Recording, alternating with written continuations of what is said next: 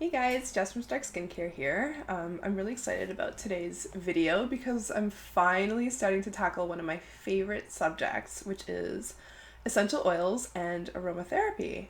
And I have to admit that I've been kind of putting off doing any videos about essential oils, and I've already done like 4 takes just trying to like start this video because I'm being a perfectionist because this is one of the topics that I like want to get right. So I'll just give you a little preface that I'm very concerned that I'm going to leave out valuable information because I know I will and I'm not going to get this perfect. But anyways, I just want to start this dialogue and just kind of break the ice, so to speak.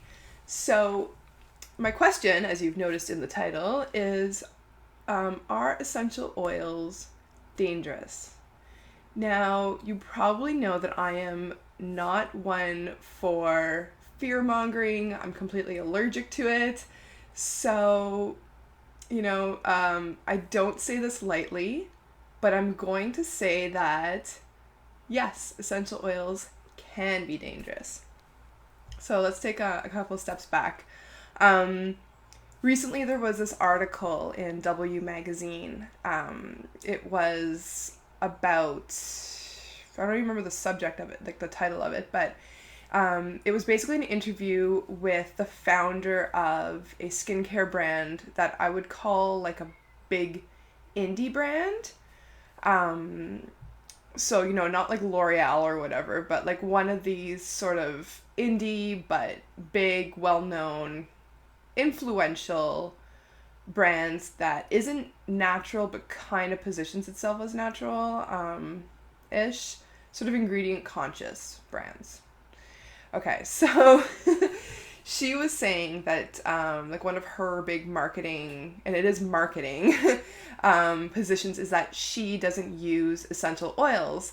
And what was a little bit funny in the article is that she kept on calling them volatile, as though being like they are volatile. Essential oils are volatile. That's just like their chemical property. But she was saying it like it was a bad thing. Like, if I don't know, like if a person's volatile or like if a feral cat is volatile. Not the same thing when we're talking about essential oils. And she was also saying that they cause inflammation, and they were misspelling inflammation too. They were writing inflammation, like enflammé, and it just kept on making me laugh, like because I was picturing like these spontaneously combusting products. I'm a bit of a jerk. Anyways, so I brought up this article to this online forum that I participate in, and just to see what people's thoughts would be about essential oils being dangerous or not. And it was really confusing people. So there is a lot of misinformation about essential oils, and for sure I'm still learning. I'm an aromatherapist and I work with essential oils every day for now. I mean, forever I've always played with and worked with essential oils, but for the past now 6-7 years I'm always around essential oils. And they're potent. They're for sure potent. So, I don't want to say that you shouldn't have essential oils in your life. That's not what I mean when I say that they're dangerous. I just want them to be respected because there's a lot of misinformation going around. In fact, I'm calling it the miseducation of essential oils because what I find, let me just make sure my microphone's on. Okay, just wanted to make sure.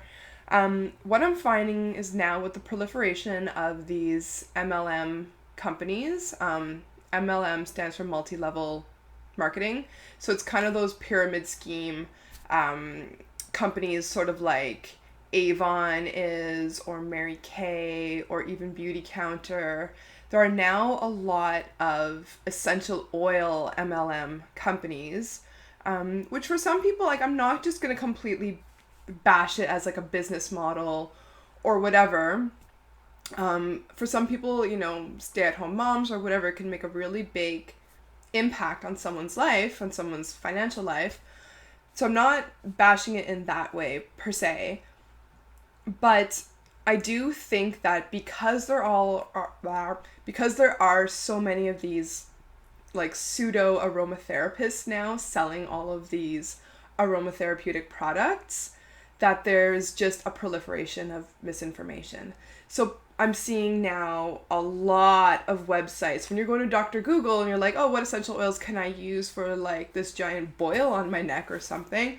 You're going to be getting like, oh, apply, thyme oil neat to your skin. Neat means undiluted, so just the essential oil directly on your skin. Or you're going to see, and I just made that up off the top of my head. I don't know if that's something that people recommend. But like there's just, I've seen DIYs that are so stupid, like so completely dangerous. For example, there was this Halloween themed DIY bath bomb that was like, it was so bad and so dangerous. I actually thought it was a joke, but it wasn't. And I had to like repost it just because it was so ridiculous. It contained cayenne, cinnamon, like a whole bunch of like 4 or 5 different spice oils, and then like orange oil or something like that. And then a whole bunch of glitter and oils, and you're supposed to drop that into your bathtub. Like, okay, first of all, like your entire nether regions would just basically catch on fire and fall off. And then you're gonna add sparkles on top. Like, it's so ridiculous. But there's so many DIYs like that. And that one might seem obviously ridiculous. But then there's all kinds of websites that are saying, oh, if you have indigestion, just put a few drops of essential oil in your water or whatever. And I'm not saying that doing that once or twice or just experimenting with, ingesting essential oils is like immediate death. But over the long term, if you don't know what you're doing, that is dangerous. Like, this is something very potent that you're introducing to your body, and your liver and your organs might not know how to deal with that. And it's not something that can be taken lightly, which is why whenever you go to an aromatherapist for a more medical therapeutic approach, you are being monitored by someone who has trained for a very long time as a clinical aromatherapist to guide you. It's like, you wouldn't do your own acupuncture, right? Like, you wouldn't just be like, my neck, and then just start jabbing yourself with some like needles from your sewing kit because like wellnesshippopotamus.com, whatever, like I just made that up, I think, told you to do that. Like, it's so ridiculous. And not that essential oils are the same as sticking needles in your face, but like, I'm just saying that they're not as inert as the internet would tell you, because there are all of these pseudo aromatherapists going around trying to sell you something. They want you to buy the packages of doTERRA and Young Living and like these other brands because that's their job. And essential oils are wonderful, and I think everyone should have a little selection at home to enjoy. But you gotta be careful, and you gotta take advice with a grain of salt. So, don't drink it. Don't ever apply an essential oil neat on your skin. So, anyways, let me just consult my notes here. So, I'll talk about later maybe how not to use essential oils, but then also how to use essential oils, although it's very simple. But so another concern I think that I would have is about how many just skincare brands in general there are now that use essential oils. So, you don't know how much of an essential oil is in a product whenever you buy it, right? And I do believe that you need to be properly trained in aromatherapy to start selling anything with aromatherapeutic properties to it. Products should never be, like, at the very upper end, 5%. But for me, I think 5%, I would never go that high, personally. Unless it was... no, I just wouldn't. I would never go to 5%. All of my products, I like 1.8%. That's just like, that's my kind of happy zone. But it's generally recommended that you go between 1 and 5. So because you don't know in a product what the percentage is, if you're concerned, you can always write to the company and ask. Now you guys know me, I use 1.8%, around there. It's under 2. Except for I have a spot treatment coming out, and because it's not applied over a large area, it's literally for spots, it's 2.56, I think. So it's really good to know these small brands, if they've been properly trained, what percentages they're using, and then also looking at the specific essential oils that they're using. There are some essential oils that are far less dangerous than other essential oils. For example, spice oils, common irritant, anything that contains the chemical compounds called aldehydes and phenols could irritate your skin. And usually you'll know right away if something's going to irritate your skin. Like, you put it on, you're going to have a reaction. Sometimes it might take a little bit longer, but generally speaking, if something is an irritant, it's right away. So that's good. Sorry, I'm just consulting my notes again. So these small brands like Stark, I mean, it's totally legitimate to also question how I formulate things, and what my background and knowledge is of it. What you're gonna find, I think, with a lot of brands is that, so there's different ways of formulating, there's different ways of using aromatherapy and essential oils. So there's looking at it from an aesthetic perspective, so simply using essential oils because they're freaking gorgeous, they smell so good, and then just layering using the essential oils so that the product smells really nice, which is fine. But then there's also, there's vertical formulation, there's horizontal formulation, and then there's looking at the molecular, sort of doing a molecular synergy. So horizontal could be something like you want something to be calming, so you're gonna use a whole bunch of calming essential oils that have very similar properties and constituents, and then each one is kind of piggybacking on the next. You could also do a vertical composition where you want your product to do 7 things. So you'd have 7 essential oils that have 7 different effects, and then you would throw all those together.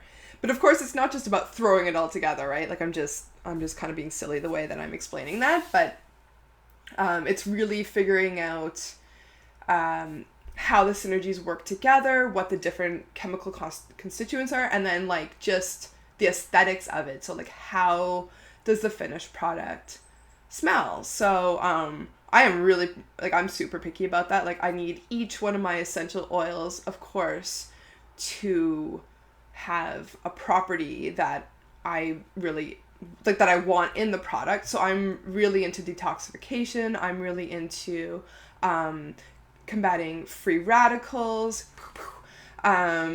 reducing inflammation, because that to me is like inflammation, free radicals, and just a general detoxification and stimulation of the skin and of blood flow, I think is really important in a product. So that's generally what I go for. But then I'm also pretty obsessed with perfumery, and then how to compose things based on the musical way of composing perfume. So you're looking at the base notes, heart notes, and the top notes.